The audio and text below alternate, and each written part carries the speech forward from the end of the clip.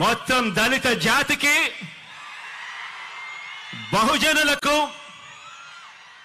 రాజ్యాంగాన్ని ప్రజాస్వామ్యాన్ని ప్రేమించే ప్రతి గుండెకు ఈ రోజు మీ జగన్ అభినందనలు తెలియజేస్తా ఉన్నాడు ఈ వేదికపై నుంచి.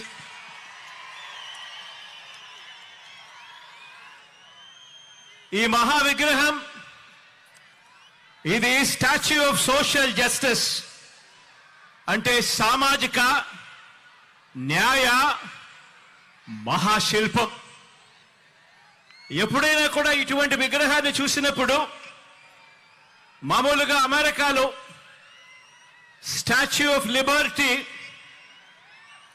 అనే అమెరికాలో మనకు కనిపిస్తూ ఉంటుంది. ఆ స్టాచ్యూ ఆఫ్ లిబర్టీ అంటే అమెరికా అని చెప్పి దాన్ని విన్నాం, దాని గురించి మనం మాట్లాడతాం. కానీ ఇక మీదటి నుంచి స్టాచ్యూ ఆఫ్ సోషల్ జస్టిస్ అంటే ఇక నుంచి ఇండియాలో విజయవాడ అని చెప్పి ఇక మీదటి నుంచి మారుమోగుతుంది.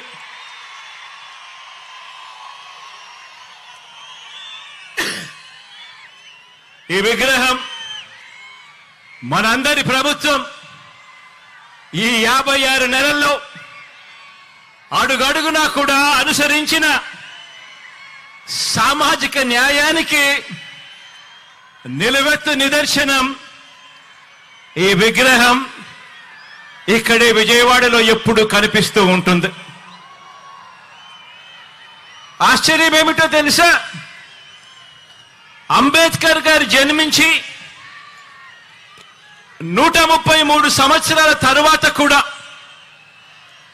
అంబేద్కర్ గారు మరణించిన 68 సంవత్సరాల తరువాత కూడా ఈ విగ్రహాన్ని స్టాచ్యూ ఆఫ్ సోషల్ జస్టిస్ కింద, సామాజిక న్యాయ మహాశిల్పం కింద ఈ రోజుకి కూడా ఏర్పాటు చేసుకుంటా ఉన్నాం. ఆలోచన చేయమని అడుగుతా ఉన్నా. ఎందుకు చేస్తా ఉన్నాము?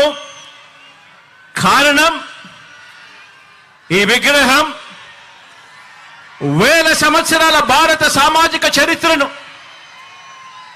వేల సంవత్సరాల భారత సామాజిక చరిత్రను, ఆర్థిక చరిత్రను, మహిళా చరిత్రను మార్చిన ఓ సంఘ సంస్కర్త, ఓ మరణం లేని మహనీయుడి విగ్రహం ఈ విజయవాడలో ఈరోజు ఆవిష్కారం అవుతా ఉంది. బాబాసాహెబ్ మన భావాల్లో ఎప్పుడూ కూడా బ్రతికే ఉంటాడు. ఎప్పటికీ కూడా మన అడుగుల్లోనూ, మన బ్రతుకుల్లోనూ, మన భావాల్లోనూ ఆయన ఎప్పటికీ కూడా కనిపిస్తూనే ఉంటాడు.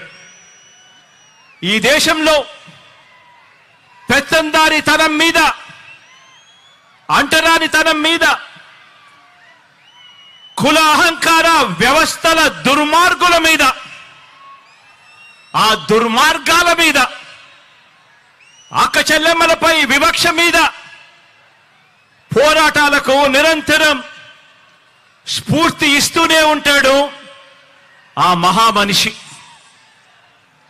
విజయవాడలో, అది కూడా స్వాతంత్ర సమర చరిత్ర ఉన్న మన స్వరాజ్య మైదానంలో, అది కూడా 75వ రిపబ్లిక్ డేకు సరిగ్గా వారం రోజుల ముందర మనం ఆవిష్కరిస్తా ఉన్న ఈ అంబేద్కర్ గారి మహాశిల్పం, మహాశిల్పం.